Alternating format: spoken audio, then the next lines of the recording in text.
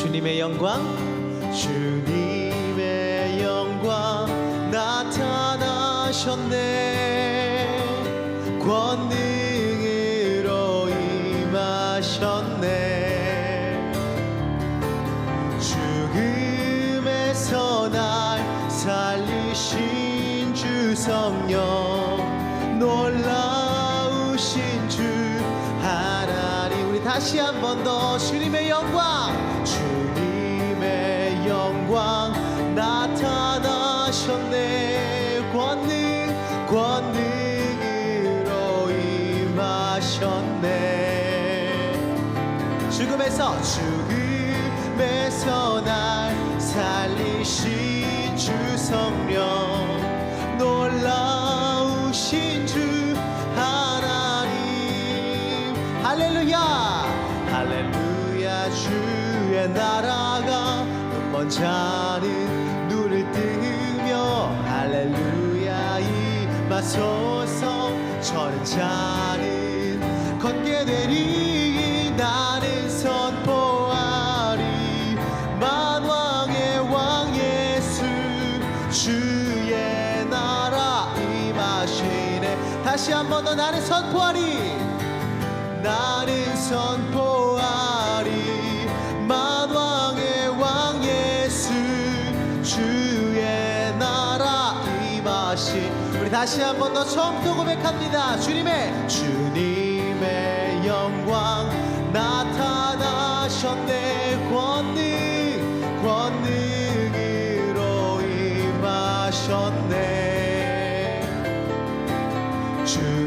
죽음에서 날 살리신 주 성령, 놀라우신 주 하나님. 할렐루야로 할렐루야. 주의 나라가 눈먼 자는 눈을 뜨며 할렐루야 임하소서. 저는 자는 걷게 되리. 나는 선포하리. 만왕의 왕 예수 주의 나라 임하시네. 나는 선포하리. 나는 선포하리. 만왕의 왕 예수 주의 나라 임하시네. 생명 주께 있네. 능력 주께 있네. 소망 주께 있네. 주 안에 있네. 한 번 더 생명 주께 있네. 능력 주께 있네. 소망 주께 있네. 주 안에 있네. 생명 다해 주 찬양하리. 힘을 다해 주 찬양하리. 아멘.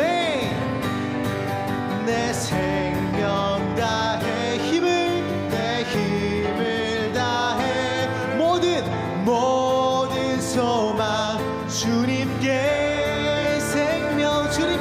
생명 주께 있네. 능력도 주께. 우리의 모든 소망 주께 있네. 주 안에 한 번 더 생명 주께 있네. 능력 주께 있네. 소망 주께 있네. 주 안에 있네. 생명 다해 주 찬양하리. 힘을 다해 주 찬양하리. 내 생명 다해 힘을 다해 내 힘을 다해 모든 소망 주님께. 우리 마지막으로 생명 주께 있네. 능력 주께 있네. 소망 주께 있네. 주 안에 있네. 생명이 주께 있네. 능력 주께 있네. 소망 주께 있네. 안에 있네 주 안에 있네 주 안에 있네 주 안에 있네 주께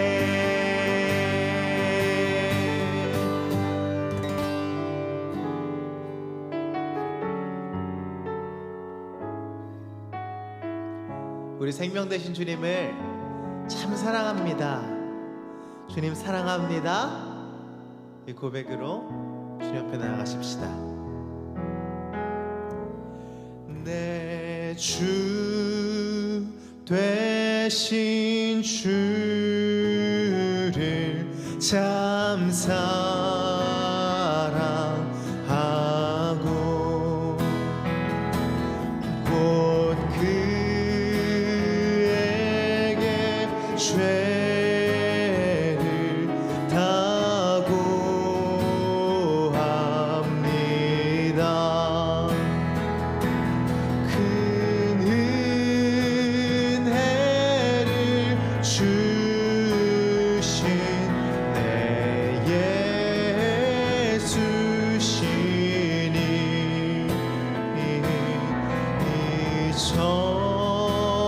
전보다 더욱 사랑합니다. 주 나의 사랑 주 날 사랑하사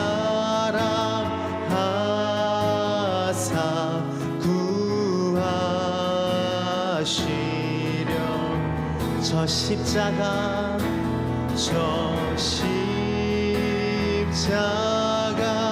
고난 당하셨도다. 그 가시관 쓰신 가시관 쓰신 내 주를 배우니 이전보다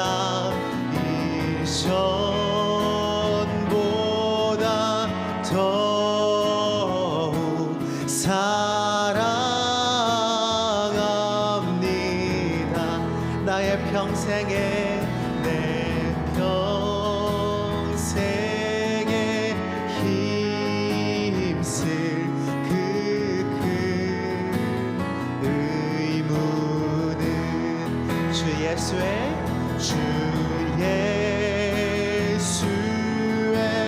덕을 늘리리라. 숨질 때에까지 내 할 말씀을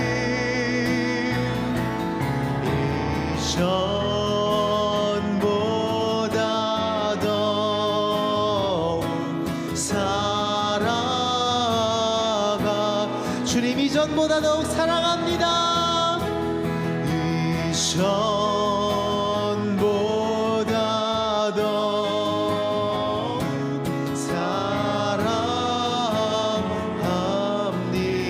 사랑합니다.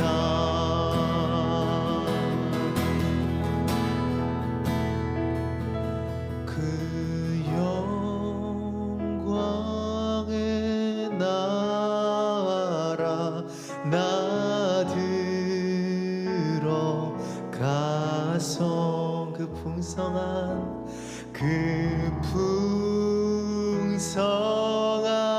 은혜 늘 누사하리. 그 면류관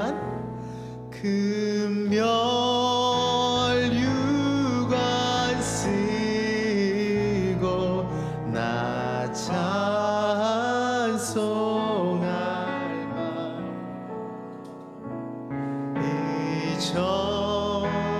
이전보다 더욱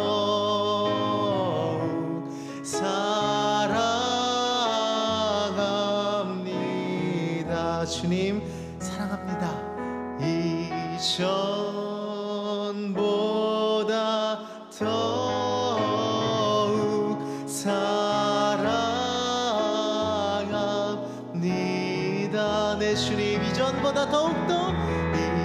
전보다 더욱 사랑합니다.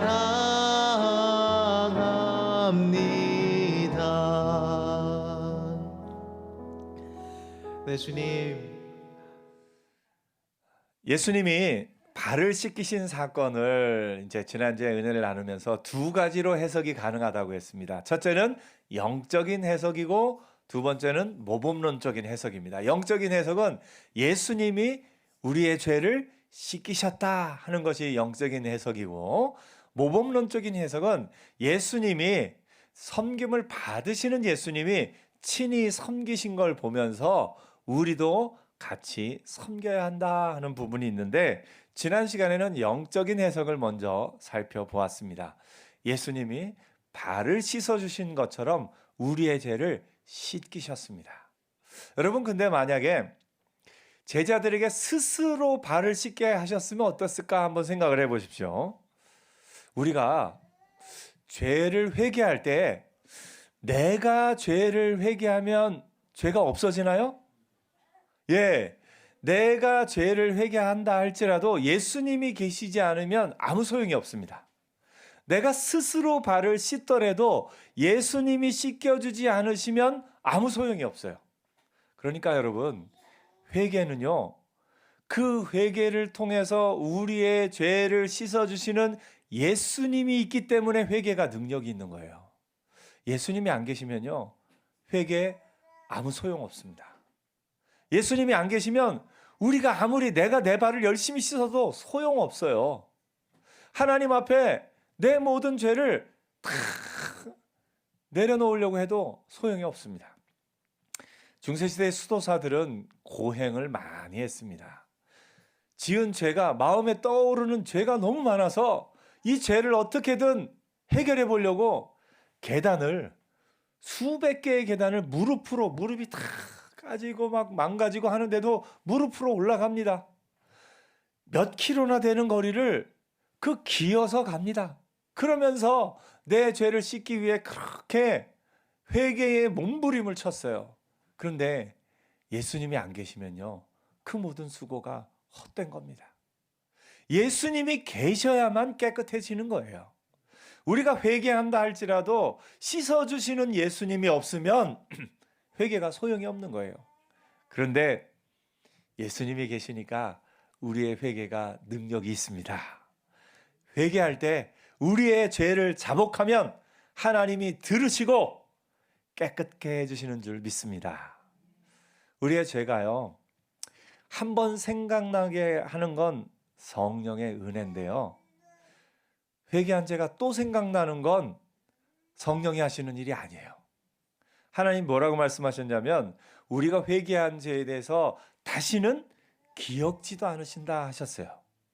근데 회개했는데 자꾸 그 죄가 또 생각나고 또 회개하는 건, 이거는 성령이 하시는 일은 아니에요. 오히려 자꾸 죄가 생각나가들랑 사단아 물러가라, 나는 이미 하나님의 은혜 안에 회개했다, 하나님이 기억지도 않으신다고 하셨다, 믿음으로 오히려 담대히 선포하는 은혜 있기를 축복합니다. 하나님이 우리에게 원하시는 건 죄책감에 눌려 사는 인생이 아니라 죄책감을 벗어던지고 자유함 가운데 사는 인생이에요.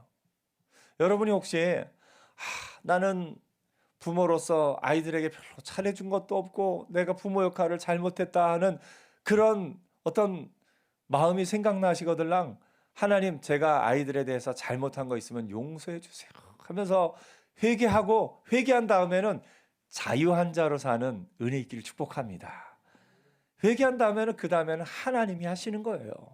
근데 회개한 죄를 자꾸 기억나는 건, 그거는 씻음 받은 자가 할 일이 아니죠. 예수님이 내가 이미 너희를 다 깨끗게 했다 말씀하셨잖아요. 그래서 여러분, 베드로가 손도 씻어주시고 얼굴도 씻어주셔야 할 때, 아니다, 내가 한번 씻은 것으로 너희는 깨끗해졌다, 이제 더 그것을 생각하지 말아라 말씀하고 계신 것을 봅니다. 오늘 우리가 하나님의 은혜 안에서 자유한 자로 사는 것은 씻어주시는 예수님이 있기 때문입니다. 씻어주시는 예수님이 있기 때문에 우리는 어떤 사람이냐? 나는 죄가 없는 사람이에요. 근데 여전히 우리가 죄가 있는데 어떻게 죄가 없다고 말할 수가 있나요? 제가 뭐라고 했습니까? 앞에 괄호 열고 심판받을 괄호 닫고 죄가 없다. 예수 안에 있는 저와 여러분은 심판받을 죄가 없는 사람들입니다. 아멘? 그래서 우리가 의인이라 불릴 수 있는 거예요. 원래는 우리는 여전히 지금도 죄를 짓고 있잖아요. 지금도 실수하잖아요. 그런데 그 죄에 대해서 죄에 대한 벌을 예수님이 십자가에서 다 지고 돌아가셨기 때문에 우리는 심판받을 죄가 없는 사람이에요. 그러니까 자유한 사람으로 사는 거죠. 그래서 내가 젊었을 때 이걸 잘못해서 내가 지금 그렇다고 그렇게 생각하지 마세요. 내가 이걸 잘못해서 저걸 잘못해서 그거를 후회하며 사는 인생이 아니라 하나님의 뜻은 뭐냐면 지금부터 잘하면 된다라는 겁니다. 우리 계속해서 옆에 한번 얘기해 주실까요? 지금부터 잘하면 됩니다. 아멘. 하나님의 마음은 너희가 과거에 매여 사는 인생이 아니라 지금 복음 안에서 자유함을 누리고 씻김을 받은 자로서 내가 너희의 발을 씻어 주었으니까 이제 깨끗한 자로 살아라. 이게 주님이 원하시는 거예요. 그래서 예수님이 발을 씻어 주신 거예요. 예수님이 발을 씻어 주셨는데 내가 스스로 발을 씻은 것이 아니라 예수님이 씻어 주셨다라는 것이 의미가 있습니다. 그래서 오늘 여러분, 우리가 원래 예수님이 안 계셨으면 우리가 회개한다 할지라도 아무 회개가 소용이 없고 죄의 형벌을 받아 마땅한 우리였는데 예수님이 십자가에 달려 죽으심으로 우리의 죄를 친히 씻어주심으로 말미암아 이제는 우리가 회개한 것에 대해서는 깨끗한 자로서 자유한 자로서 지금부터 하나님 앞에 새로 창조받은 피조물로서 살아가는 저와 여러분 되기를 축복합니다. 발을 씻어준 예수님의 영적인 해석, 씻어주시는 예수님이 있기 때문에 우리는 깨끗함을 입었다 하는 것을 나누었고요. 예수님이 이 동일한 사건을 한 가지 더 우리에게 해석을 주십니다. 그러면서 예수님이 친히 이렇게 이야기하십니다. 그들의 발을 씻으신 후에 옷을 입으시고 다시 앉아 그들에게 이르시되 내가 너희에게 행한 것을 너희가 아느냐? 내가 너희 죄를 씻어주신 것을 아느냐? 내가 너희 죄를 깨끗게 한 것을 너희가 이제 알겠느냐? 그러면 내가 주와 또는 선생이 되어 너희 발을 씻었으니 너희도 서로 발을 씻어주는 것이 옳으니라. 여러분, 서로 발을 씻어주는 것, 예수님이 우리를 씻어주신 것처럼 서로 발을 씻어주신다라는 건 이것도 이 모범론적인 의미도 두 가지로 해석할 수 있습니다. 하나는 예수님이 우리를 씻어주셨듯이 죄를 용서하셨듯이 우리도 서로 뭐 해야 된다고요? 용서해야 된다. 서로의 발을 씻어주는 건 서로를 용서하는 겁니다.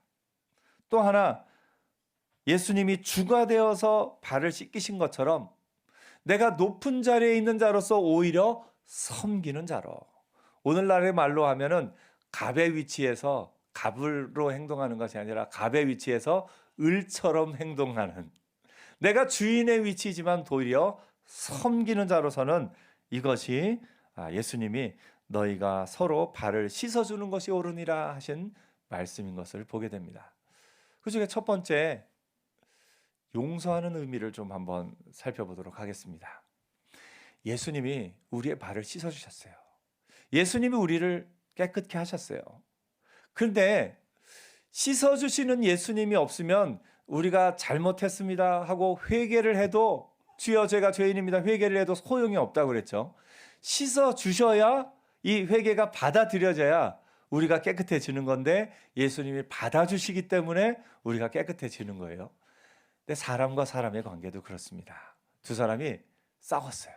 그랬다가 한 사람이 내가 잘못했어 라고 했는데 다른 한 사람이 안 받아주면 어떻게 됩니까? 안 받아주면 잘못했어요 말해도 소용이 없는 거예요. 화해가 안 되는 거예요. 평화가 안 생기는 거예요. 잘못했습니다 말할 때 받아주는 사람이 있어야 그 말에 의미가 있는 거예요.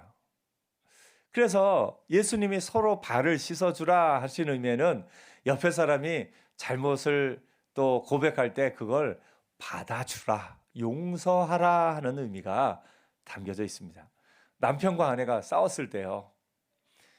아내가 남편에게 이제 평화를 위해서 아내가 남편에게 내가 잘못했어 라고 말하는데 남편이 당신 잘못한 거 알기는 알아?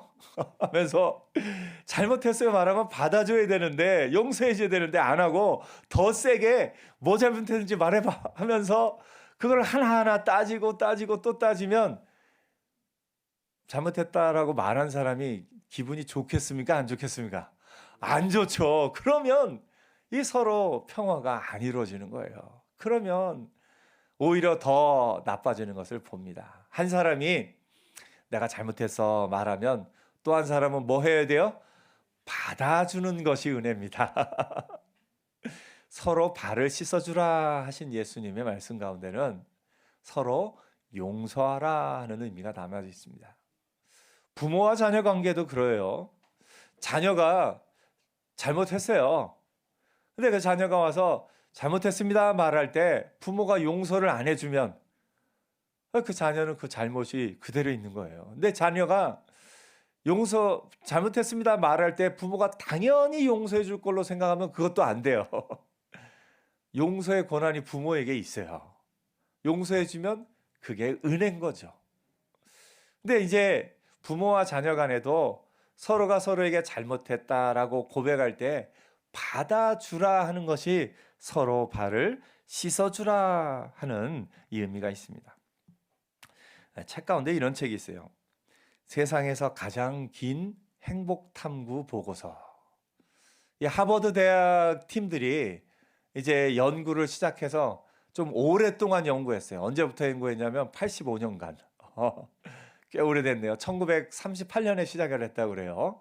그 미국에서 그 대공황의 시기가 끝나고 그럴 때쯤에 과연 행복이 무엇인가? 이제 설문조사도 하지만 아무래도 하버드대 연구팀이다 보니까 설문조사만으로 부족했는지 그 대상자의 무슨 여러 가지 테스트도 했대요. 무슨 검사 무슨 스트레스 호르몬 측정도 하고 뇌 스캔도 하고 또 혈액 검사도 다양하게 하면서 그거를 다 조사를 해봤대요.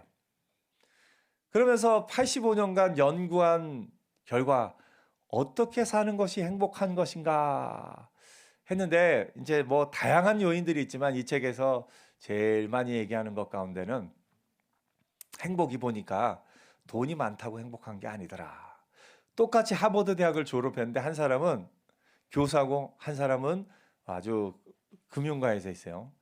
월급이 한 3배, 4배 이상 차이 납니다. 똑같은 대학을 졸업했는데. 근데 한 사람은 선생님을 하면서 너무너무 행복하대요. 근데 한 사람은 돈은 더 많이 버는데 가장 불행하대요. 돈은 행복의 조건이 아니다. 물론 행복에 유익할 수는 있어도 결정적인 조건은 아니다 이야기를 합니다. 건강도 그렇고요. 다 이제 행복에 어느 정도 영향을 끼치지만 결정적으로 가장 중요한 요인이 뭔가 봤더니 이 보고서는 그렇게 얘기합니다. 좋은 관계, 좋은 사람이 곁에 있으면 행복하다 이렇게 결론을 내려요. 근데 그 좋은 관계가 어디서부터 나오느냐? 서로 발을 씻어주는 데서 나옵니다. 잘못했을 때 용서 안 하면요. 좋은 관계는 어떻게 합니까? 물 건너 가는 거예요. 잘못했을 때 용서하고 또 받아주면 내가 한 번 더 받아주고 내가 또 한 번 더 나도 받아주고 상대방도 나를 받아주고 서로가 서로를 받아줄 때 그 관계가 점점 더 깊어지고 건강하고 평안해지고 안정적이 되고 하면서 그것이 마지막까지 가는 좋은 관계가 되는 걸 봅니다. 가장 가까이에는 가족들이 그런 좋은 관계가 돼요. 근데 요즘에는 가족들이 점점 핵가족이 되고 작아지고 그 가족 내의 관계에 있어서도 이 주변에 친구들과의 이런저런 영향으로 말미암아 부모 자녀 관계 또 남편 아내 관계가 가장 좋은 관계로 평생 동안 있어야 함에도 불구하고 가장 좋은 관계가 되어야 될 그 관계가 가장 안 좋은 관계로 끝나기도 합니다. 제가 미국에서 유학할 때 이제 부부의 날 이런 때 맞으면은 이제 목사님이 이제 강단에서 결혼한 지 50년 이상 된 분 하면은 몇 분이 손 들어요. 여러분 결혼 50주년이 정말 쉬운 게 아니죠. 첫째로는 둘 다 건강해야 되고 또 관계가 좋아야 되고 근데 50주년 이상 되신 분이 그 교회는 몇 분이 있어요. 그러면 그 자녀의 자녀까지 와서 다 축하를 해주고 그런 아름다운 모습을 봤어요. 때로는 30주년 이상 또 이렇게 해서 선물 주기도 하고 뭐 다양한 그런 어떤 일들이 있는데 요즘 시대에 30주년 이상도 참 쉽지 않은 시대인 것 같아요. 근데 그래서 25주년을 은혼식이라고 하고 50주년을 금혼식이다 이렇게 이야기하기도 하는데 가장 좋은 관계가 되어야 할 부부 관계가 가장 좋은 관계가 되어야 될 부모와 자녀 관계가 이런저런 요인들로 말미암아서 참 부서지기 쉽고 깨지기 쉽고 가장 아픈 관계가 될 수도 있는 것이 현대의 사회인 것을 봅니다. 근데 그 좋은 관계를 만들어가는 핵심이 뭐냐면 서로 발을 씻어주는 겁니다. 오늘 예수께서 우리를 발을 씻어주셨듯이 서로 발을 씻어주는 은혜가 있기를 축복합니다. 예수님이 그렇게도 또 비유하셨죠. 1만 달란트 빚진 자와 300데나리온 빚진 자의 빚입니다. 왕에게 1만 달란트 빚진 자, 1만 달란트 하면 오늘날 돈으로 환산하면 뭐 그 도량형 측정에 따라 좀 많이 다른데요. 금이냐 은이냐 뭐 돈이냐에 따라 다 다른데 대략적으로 수백억 원이다 생각하면 됩니다. 그냥 일반적으로 이 연봉 받아 사는 사람이 수백억 원 버는 건 불가능하죠. 그러니까 그걸 탕감받은 자는 정말 자기가 갚을 수 없는 걸 이 탕감 받은 거예요. 근데 그 사람이 집으로 오다가 자기한테 300데나리온 빚진 사람을 만났어요. 300데나리온이면 1년치 연봉입니다. 얼마 정도 될까요? 뭐 최소한으로 잡아도 한 2천만 원, 3천만 원 만약에 잡았다고 생각을 해 보십시오. 적은 돈입니까? 아니요. 적은 돈은 아니에요. 꽤 큰 돈이에요. 그 당시에도 300데나리온 큰 돈이에요. 근데 자기가 탕감받은 돈에 비하면 정말 작은 돈이죠. 근데 이 사람이 자기가 탕감받은 건 기억 못하고 나는 300데나리온을 받아야 되겠노라고 하고 그 사람을 감옥으로 끌고 갑니다. 왕이 그 얘기를 듣고 뭐라고 합니까? 너 나한테 1만 달란트 갚어. 큰일 났습니다. 큰일 났어요. 이게 예수님이 비유를 통해서 우리에게 알려주신 거예요. 예수님이 우리의 발을 씻어주신 거는 정말로 놀라운 것이고 우리의 과거와 현재와 미래의 모든 죄, 내 모든 허물을 씻어주신 거예요. 근데 우리는 앞에 사람의 그 허물 하나 용서하기가 그렇게 어렵네요. 물론 그 허물도 결코 작다고 볼 수는 없습니다. 부부간에 남편의 잘못, 아내의 잘못 작다고 볼 수는 없어요. 커요. 부모와 자녀 간의 허물 작지 않습니다. 큽니다. 상처가 큽니다. 근데 그 상처를 용서하는 것, 발을 씻어주는 것 사실은 나를 위해서입니다. 발을 씻어주는 게 그 사람을 위해서가 아니라 나를 위해서예요. 나를 위해서 하는 겁니다. 오늘 여러분 서로 발을 씻어주는 은혜 있기를 축복합니다. 우리 좋은 교회 안에서 믿음의 신앙생활을 하는 사람들이 좋은 게 뭐냐면 행복한 것이 이 하버드대 행복 연구 보고서에 있는 좋은 관계가 교회 안에 또 다 있네요. 예, 우리 교회 안에서도 서로 발을 씻어주는 은혜 있기를 축복합니다. 옆에 한번 얘기하세요. 제가 발을 씻어드리겠습니다. 예, 조금 요즘 말로 바꿔서 하죠. 제가 다 용서해 드리겠습니다. 안 하시나요? 다시 한번 앞뒤로도 제가 다 용서해 드리겠습니다. 조금 다른 말로 바꿔서 이제부터 잘하면 됩니다. 이게 좋은 관계의 핵심이고요. 이게 예수님이 발을 씻어주신 예수님이 우리에게 가르쳐 주신 거예요. 내가 주와 또는 선생이 되어 너희 발을 씻었으니 너희도 서로 발을 씻어주는 것이 옳으니라. 여기서 옳으니라 그랬어요. 좋으니라 안 그러고 옳으니라 그랬어요. 무슨 말입니까? 좋다는 얘기는 그래도 발을 서로 씻어주는 게 너한테 좋아. 이 정도의 부탁이라면 옳으니라 하는 건 너 발을 씻어주는 게 너한테 옳은 일이야. 다시 말하면 발을 씻어주지 않는 것은 옳지 않다라는 거예요, 여러분. 얼마나 이게 예수님이 세게 얘기하신 거예요. 발을 씻어주지 않는 건 너 300데나리온 빚진 자 용서해주지 않는 건 내가 너 1만 달란트 갚으라고 할 거야. 이거하고 같은 말입니다. 오늘 여러분 발을 씻어주는 것이 옳으니라 예수님이 말씀하신 건 단순히 그게 좋다는 의미를 넘어서 그렇게 해야 한다라고 말씀하고 있는 거예요. 오늘 여러분 기쁨으로 발을 씻어주는 은혜 있기를 축복합니다. 믿음의 사람의 가장 큰 능력은요, 예수 안에 사는 사람의 가장 큰 능력은요, 발을 씻어줄 수 있는 능력이에요. 근데 그게 쉽지는 않지만 가능합니다. 쉽지는 않지만 할 수 있습니다. 왜냐? 내 안에 예수님이 살아계시기 때문에 그렇습니다. 그래서 오늘 여러분 이번 한 주간 발을 씻어주는, 서로 발을 씻어주는 복된 한 주간 되기를 축복합니다. 서로 용서하며 서로 품어주는 것. 발을 씻어준다는 의미 또 하나는 용서하는 것과 더불어 또 하나는 섬기라는 것이 있습니다. 섬기는 거는요, 우리는 참 서로 섬김 받기를 좋아해요. 내가 섬김 받는 걸 좋아하지 내가 섬기는 건 별로 안 좋아합니다. 제가 서울 광염교회 갔을 때 처음 들은 말이 그거였어요. 목사는 성도의 종이다. 저는 그 말을 그때 처음 들었어요. 그래서 이걸 어떻게 해석해야 되지? 어떻게 이해해야 되지? 목사가 성도의 종이라니. 근데 예수님이 이 발 씻어 주신 것을 보고 그렇구나 하는 걸 알았습니다.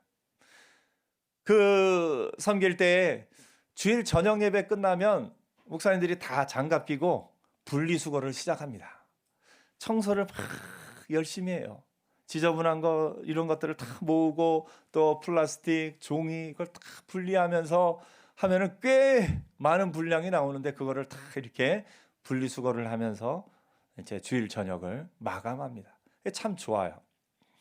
근데 제가 청년 때에 어떤 조금 큰 교회를 다녔었는데 그 교회에서는 사찰 집사님이 있었어요. 그래서 이 교회 예배당이나 여기저기에 조금 청소가 안 되고 그러면 지나다니는 분들이 다 장로님들이나 집사님들 다 사찰 집사님한테 저기 왜 저렇게 지저분해? 막 그러니까 사찰 집사님 마음이 힘드신 거예요. 힘드시니까 이 사찰 집사님이 교회 방마다 문을 다 잠가 버리셨네. 그러다가 피아노도 다 잠그셨어요. 그래서 저는 그 청년 때에 청년들이 같이 모여서 막 피아노 치고 찬양하고 기타 치고 하고 싶은데 다 잠겨 있으니까 이 허락을 또 받아야 되고 매번 허락받기가 쉽지 않으니까 그게 참 어려웠던 기억이 있습니다. 근데 교회에서요, 목사님들이 막 청소하기 시작하니까 성도님들이 저기 어디 지저분한 거 봐도 목사님한테는 그 얘기를 잘 안 하시더라고요. 목사님 저기 청소가 안 됐어요. 안 그러시고 본인들이 직접 이렇게 좀 장갑 끼고 조금씩 고치시고 치료하시고 그랬던 기억이 있습니다. 뭐 이런 청소하는 거를 또 그러고 이제 교회 사무실에 이렇게 있다 보면 목사님 저 몇 층 화장실에 몇 번 사로가 막혔어요. 그러면 가서 열심히 또 뚫고 아침부터 이런 얘기 죄송합니다. 그랬던 기억이 있습니다. 근데 그게 참 즐거웠어요. 그 일로 말미암아 생기는 자유함과 그 섬김의 기쁨이 얼마나 컸는지 모릅니다. 제가 지난 주간에 우리 성도님 가운데 한 분 가정에 우연히 얘기하다 보니까 뭐 전등이 조금 안 된다 하는 이야기를 듣고 제가 할 수 있는 일인 것 같아서 제가 한번 가서 보겠노라고 가서 보니까 다행히도 제가 할 수 있는 일이었어요. 그래서 그 전기를 이렇게 좀 고치고 이렇게 했습니다. 근데 그게 저는 목사가 당연히 해야 할 일이다라는 생각이 지금 있습니다. 그러니까 목사는 말씀을 전하는과 기도하는 일을 열심히 하지만 동시에 이런 섬김의 일도 기쁘게 감당할 수 있는 사람인 것을 제가 또 생각해 봅니다. 오늘 여러분도 여러분의 삶이 나는 섬김을 받는 사람이 아니라 섬기러 이 땅에 왔노라 그 사명으로 사는 은혜 있기를 축복합니다. 섬김 가운데 하나님이 주시는 기쁨이 있어요. 섬길 때 하나님이 주시는 은혜가 있습니다. 그것도 사실은 일방적으로 하면 어려워요. 뭐라고요? 서로 발을 씻어주라. 서로 섬기는 것이 중요합니다. 우리 교회 참 좋은 것이요. 누구 당번을 안 정했는데도 또 이렇게 식사를 누가 이렇게 준비를 하면 또 설거지도 스스로 이렇게 제가 오늘은 하겠습니다 하고 섬기기도 하고 또 어떤 때는 또 아이스크림을 제가 섬기겠습니다 하면서 서로 섬기는 모습들을 볼 때 제 마음이 참 좋습니다.